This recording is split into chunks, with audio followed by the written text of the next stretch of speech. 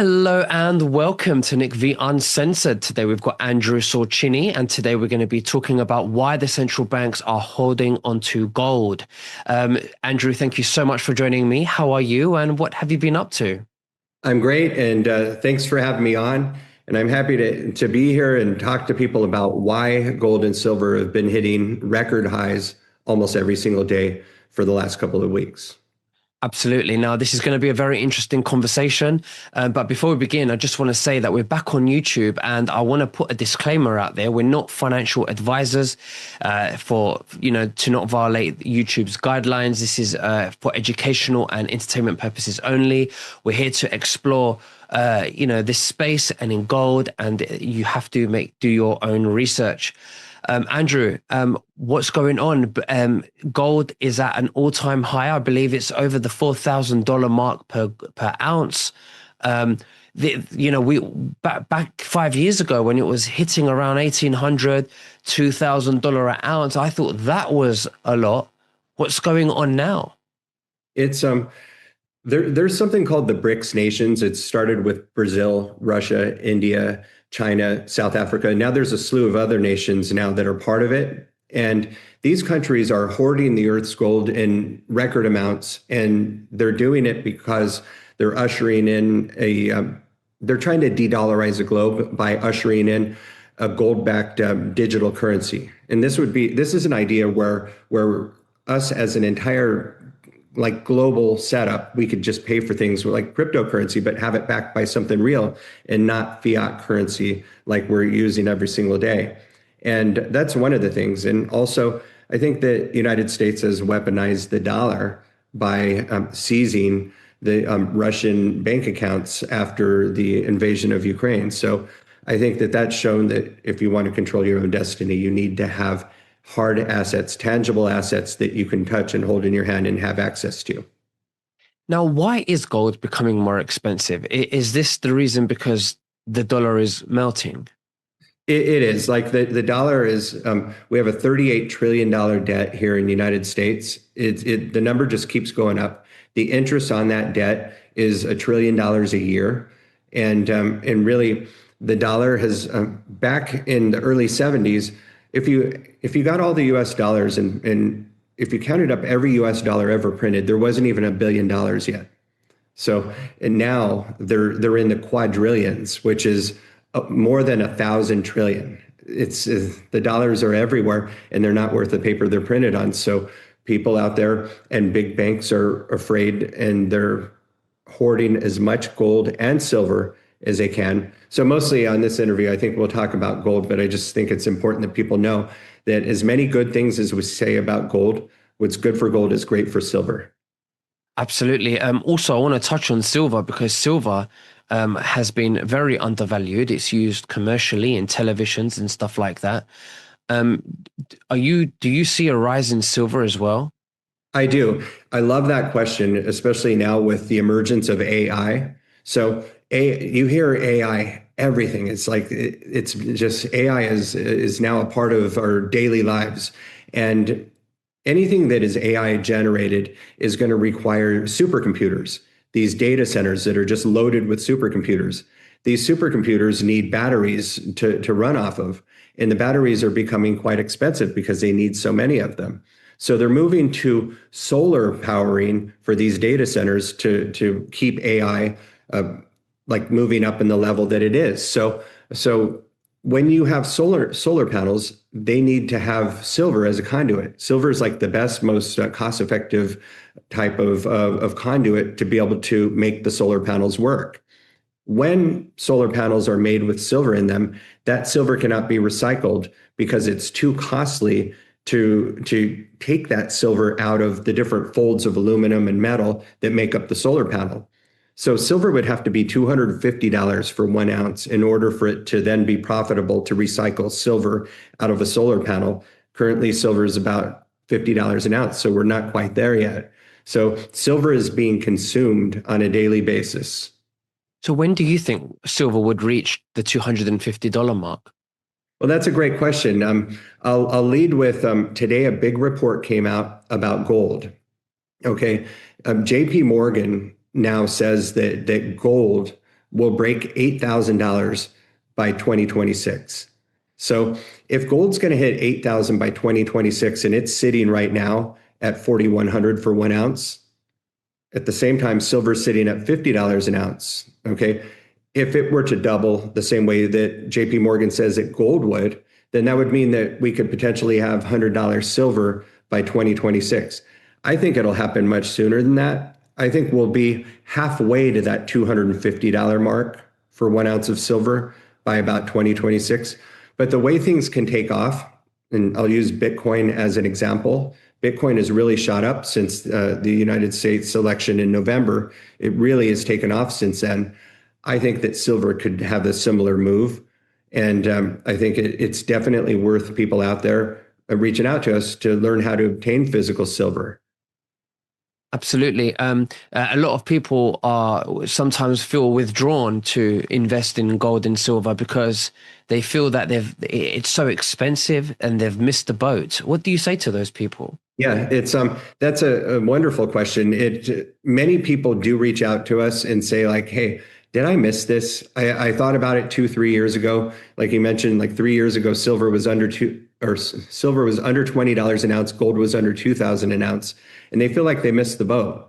And I think that it's important that people realize that if they invest in gold and silver today, you're investing in it based on where you think they're headed price wise. Okay. And not focus too much on what you could have got it for and where it is today. So if I'm buying gold today, and if I feel excited about buying more gold based on what JP Morgan had to say, that gold could be $8,000 an ounce possibly in 2026, then that's the goal that I'm looking at. So I stay out of the short-term stuff because gold and silver really should be a long-term hold, meaning a minimum 3 to 5 years, because you're buying a physical asset. If you're looking to invest in gold and silver today and sell a month from now, then you wouldn't need to get a physical gold and silver. You should look at maybe something on the stock market.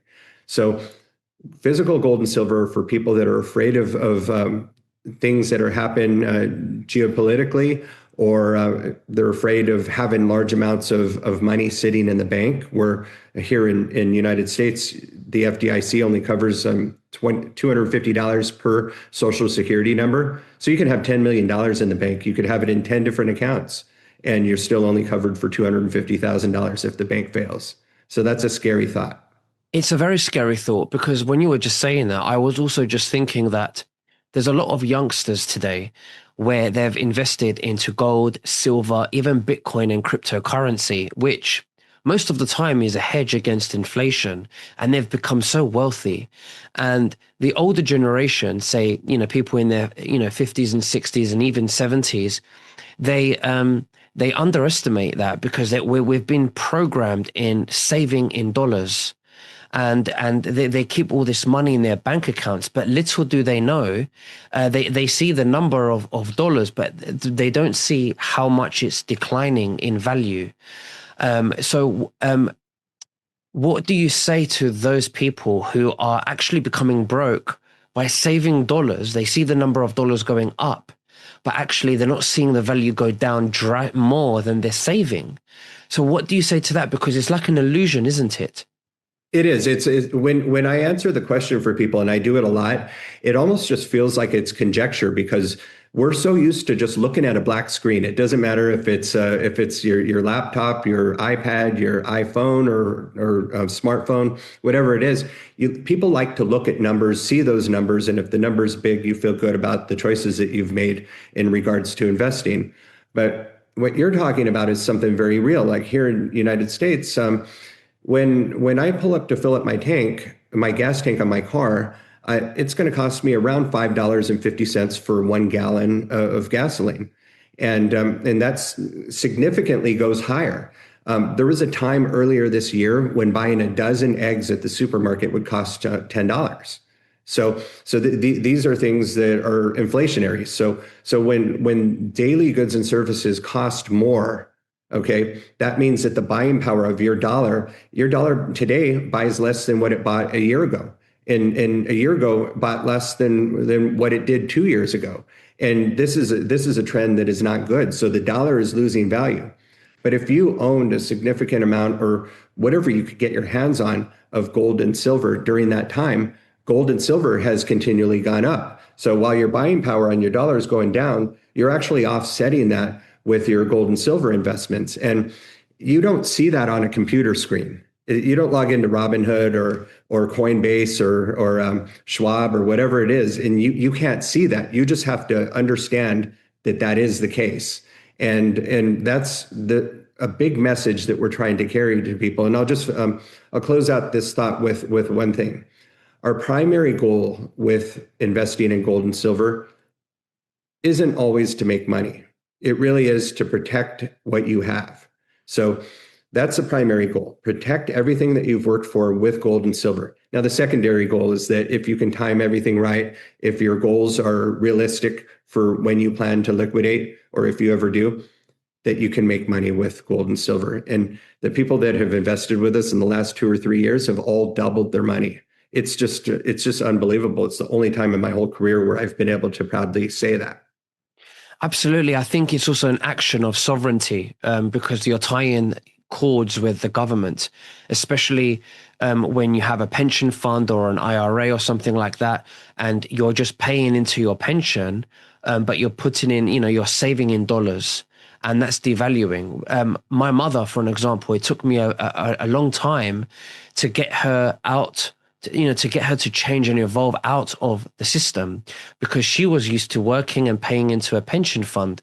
And then I says to her, Mum, you have to, whatever you're saving every month, put that in gold, and you will find that you'll become wealthier, not poorer. What are your thoughts on that? To me, that whole idea helps me sleep at night. I went to the bank a couple of days ago and they asked me to switch around some accounts. They wanted me to just basically change from one account to another, and that's where I learned about the FDIC only protecting you for one account per social security number, and that there's no cards anywhere that talk about FDIC anywhere in the banks here in US. There used to be, but they were asked to remove them. So the notion that you said of what you told to your mom is like, owning physical gold and silver gives you a sense of security that is real, because you know that if the banks start to shut down, even if you have money in a safe deposit box, yeah, you have the key to that box, but you don't have a key to the front door. So if the banks don't open, you don't have access to what's yours in that bank. But when you have gold and silver somewhere, you do have access to that. You want to keep it somewhere where you can get to it if there's an emergency. And to me, that's very, very important. Nicholas, back like 15, 20 years ago, if people say things like what I just said about gold and silver and emergency and being ready, and people that bought gold and silver back then, 15, 20 years ago, were the town crazy people. Like seriously, like they're walking around like, hey, the sky is falling, you need to do this. But now when you talk about that, people sit up and understand. People know that gold and silver is what you need. And you talked about like some of the younger people. If you go on some of the forums on Reddit, one of my favorite ones is the Wall Street Bets forum, where you know about them quite well, I'm sure.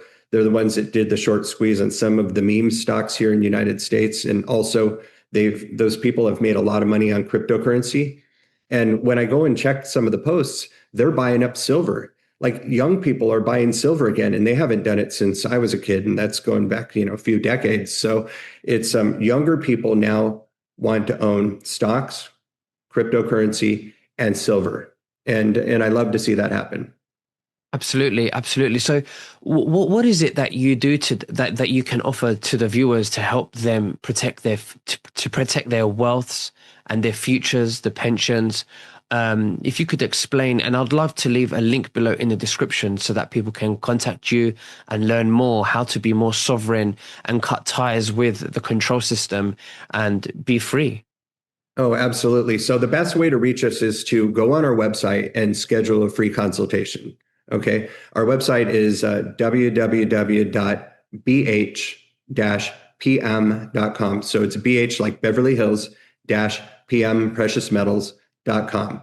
And you schedule a free consultation. There's a form that'll come up, and just put in your first name, last name, email address, phone number, and most important, say how you heard about us. So if you're watching this today, then mention Nicholas in the how did you hear about us portion.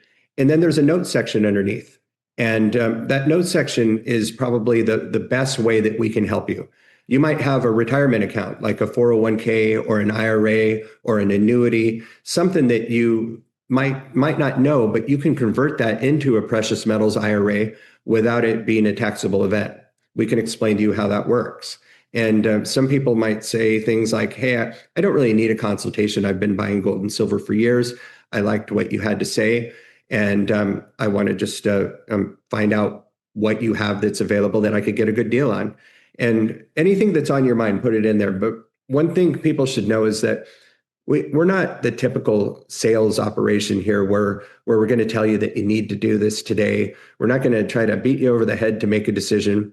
What we want people to do is gain the education necessary so that you don't make an emotional decision. Because when you make emotional decisions regarding investments, that's how you make mistakes. And when you make mistakes in matters involving money, it costs. And most of us don't want to have to work harder to try to recoup that. So get it right the first time. Reach out to us, get the information, let us help provide you with that. And then if the time is right, then we'll go ahead and help you obtain physical gold and silver. If it's not right, then you can circle back at any point. But we found that approach works much better than trying to make you do it on one call. Absolutely. Well, Andrew, thank you very much for sharing everything with us today. It's been an absolute honor. Is there anything else that you'd like to say to the viewers before we finish? Yeah, it's only that the traditional way of how we've been transacting with money, it doesn't matter if you're in the UK or here in the United States or anywhere else in the world, that using dollars, okay, physical coins and bills, that's going away. That's completely going away. You talked about the generational gap a little bit with you and your mom, and then also now there's people younger than us that they don't want to carry cash. They want to transact with their phones. Right now they're doing it with cash apps like Apple Pay and Venmo, but soon they're going to be doing it with cryptocurrency. As you and I discussed even before the interview, we can transact with cryptocurrency. And because cryptocurrency feels like it's fiat currency, there needs to be something that's stable or possibly gold backed. We're definitely headed there. I don't know what form it's going to be in entirely, but be ready for this. Be ready for the change, because how we pay for things is going to change forever. Absolutely. Thank you very much, Andrew. And the link is below. Please click the link to learn more, and we'll speak again very soon. You take care. Bye-bye.